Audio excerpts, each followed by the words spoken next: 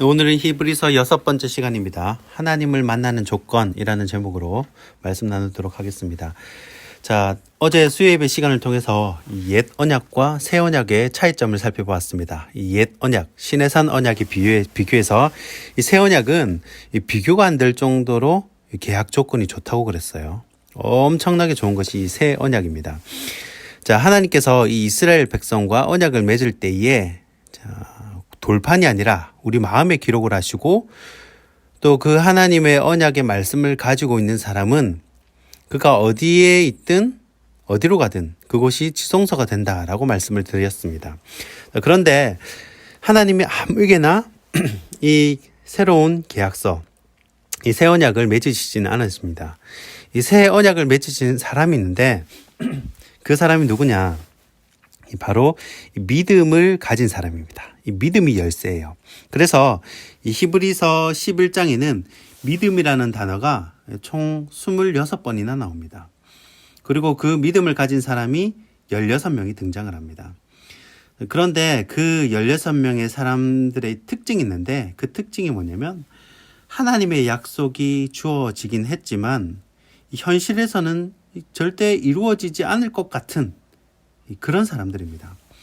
그러니까 하나님의 말씀과 현실 사이에 괴리가 있었던 사람들입니다. 자, 여기 6절 말씀에서 하나님을 기쁘시게 하지 못하나니 할 때 하나님을 기쁘시게 라는 말은 이 헬라어 유아레스테오라는 단어인데 그 단어의 뜻은 하나님과 동행했다라는 의미가 있습니다. 자, 오늘 읽지는 않았지만 바로 앞에 5절 말씀을 보면 에녹은 하나님과 동행한 사람의 여러분 대명사 아닙니까? 창세기 5장 22절 또 창세기 5장 24절 이 두 번의 하나님과 동행했다라고 진술이 됩니다. 창세기 5장 22절에 이 에녹이 무드셀라를 낳은 후 300년을 하나님과 동행하며 자녀들을 낳았으며 이렇게 기록되어 있습니다. 또 창세기 5장 24절에도 에녹이 하나님과 동행하더니 하나님이 그를 데려가심으로 세상에 있지 아니하였더라. 자, 그런데 이 말을 70인역에서는 이 동행이라는 말 대신에 하나님을 기쁘시게 라고 해석을 합니다. 그러니까 에녹이 하나님을 기쁘시게 하더니 하나님이 그를 데려가셨다는 거예요. 자, 우리가 교회에 예배하러 옵니다. 하나님을 만나러 와요. 구약시대에도 제사를 통해서 하나님과의 관계를 회복합니다. 자, 그런데 하나님께 나아가는 자가 반드시 믿어야 할 것이 두 가지 있는데 그것이 바로 뭐냐? 하나님이 살아계시다는 것. 그것을 믿는 것과 하나님을 잘 믿는 사람에게 상 주시는 분이라는 것. 이것을 믿어야 한다는 것입니다. 자, 세상에 하나님을 믿으니까 교회 가고 하나님 믿으니까 사역을 하는 거지. 지금 믿는 사람들한테 쓴 글치고는 너무 수준을 낮게 이렇게 보는 것이 아닌가 그런 생각이 듭니다.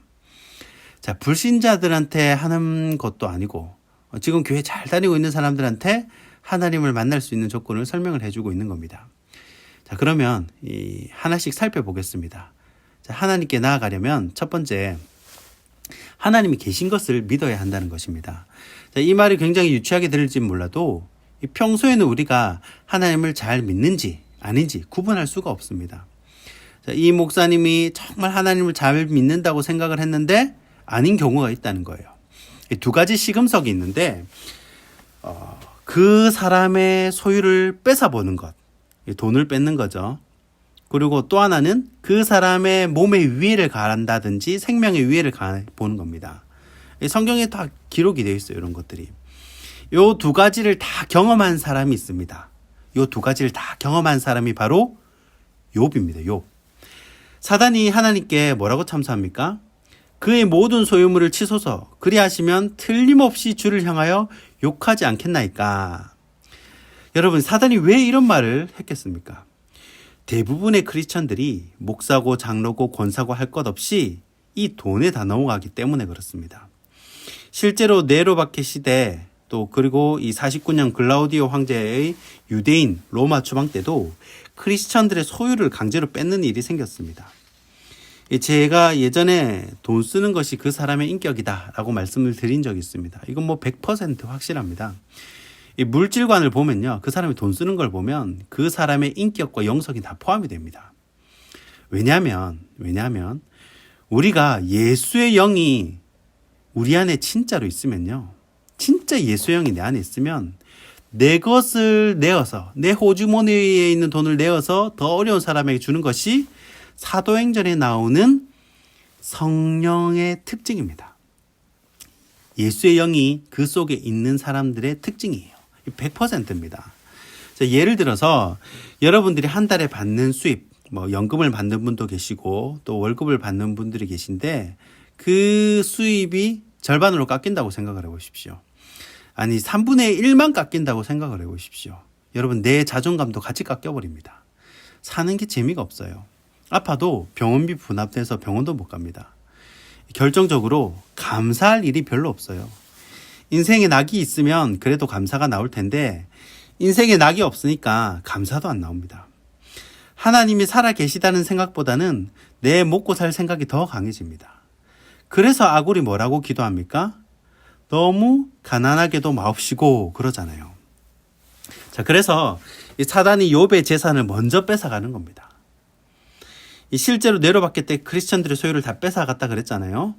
요때 믿음의 사람들이 많이 떨어져 나가는 거예요. 1차적으로 먼저 떨어져 나간 겁니다.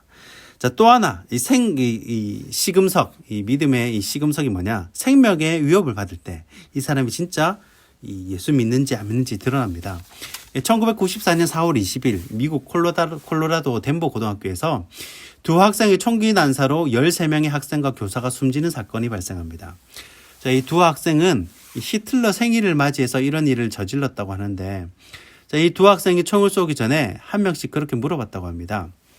이 교실에 있는 무서워 떨고 있는 학생들에게 한 명씩 부르면서 야, 너 하나님 믿니 안 믿니? 하나님 믿어? 그렇게 물어봐가지고 하나님 안 믿는다 그러면 살려주고 하나님 믿는다 그러면 총을 쏘는 거예요. 그러면서 야, 하나님 있긴 어디 있어? 하나님은 없어. 그렇게 얘기를 했다고 합니다. 사람들이 다 무서워가지고 하나님은 없다고 하는 거예요. 이렇게 위급 상황인데 요 정도는 하나님께서 눈 감아 주시겠지. 요 정도는 봐주겠지. 그렇게 안 된다는 거예요. 히브리서 기자는. 그렇게 하면 안 된다는 거예요. 자, 그때 캐시 버넬이라는 여학생은 자신의 차례에서 당당하게 하나님은 살아 계시다.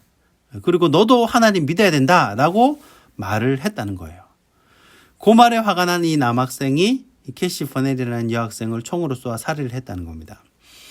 여러분, 우리는 지금 이 믿음의 경주를 얼마만큼 잘하고 있는지 알 수가 없습니다.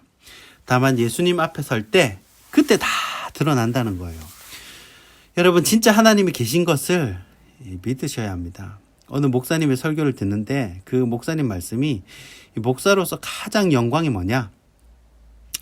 자기가 천국 갔을 때 자신이 양육한 성도를 만났을 때 그것이 가장 목사로서 큰 영광이 아니겠냐라고 말씀을 하시더라고요. 자, 그러면서 하시는 말씀이 그러면 제일 불쌍한 목사가 누구냐? 자기가 평생 그렇게 복음을 가르쳤는데 본인이 지옥에 가는 거예요. 본인이 지옥에 가가지고 자기 교회 성도를 만났을 때 목사님 여기 웬일이십니까? 이 목사님 제일 불쌍한 목사님이라는 거예요. 제가 그 얘기를 듣는데 정신이 번쩍 들더라고요. 여러분, 목회자들을 위해서도 꼭 기도를 해 주시길 바랍니다. 자, 하나님을 만나는 조건 두 번째는 상 주시는 분임을 믿어야 합니다. 우리가 신앙생활을 하다가 이런 생각이 들 때가 있습니다. 야, 내가 여기서 이렇게 수고하면 뭐하냐? 누가 알아준다고 이 고생을 하고 있나? 그런 생각이 들 때가 있습니다. 자, 그런데 반드시 하나님은 상 주시는 이시고 거두게 하시는 분이라는 겁니다. 자, 미국의 유명한 강철왕 앤드류 카네기 라는 사람이 있습니다. 그 어마어마한 부자죠. 이 사람이 젊은 시절에는 이 집 저 집 다니면서 물건을 팔러 다니는 가난한 세일즈맨이었다고 합니다. 그런데 어느 날 카네기가 어느 노인의 집을 방문하게 됐는데 그 집을 들어서자마자 이 카네기를 완전히 매료시켜버린 물건이 있었습니다. 그 물건이 바로 집 벽 한가운데 걸려있는 그림이었습니다. 자, 그 그림은요, 황량한 해변에 초라한 나룻배 한 척, 그리고 낡아 빠진 노가 이 썰물에 밀려가지고 널브러져 있는 그런 그림이었습니다. 그런데 자, 그 그림 하단에 짧은 글귀가 적혀 있는 거예요. 자, 뭐라고 적혀 있었냐면 이런 내용입니다. 반드시 밀물 때가 온다. 이 카네기는 그 그림과 글귀에 큰 위로를 받았다고 합니다.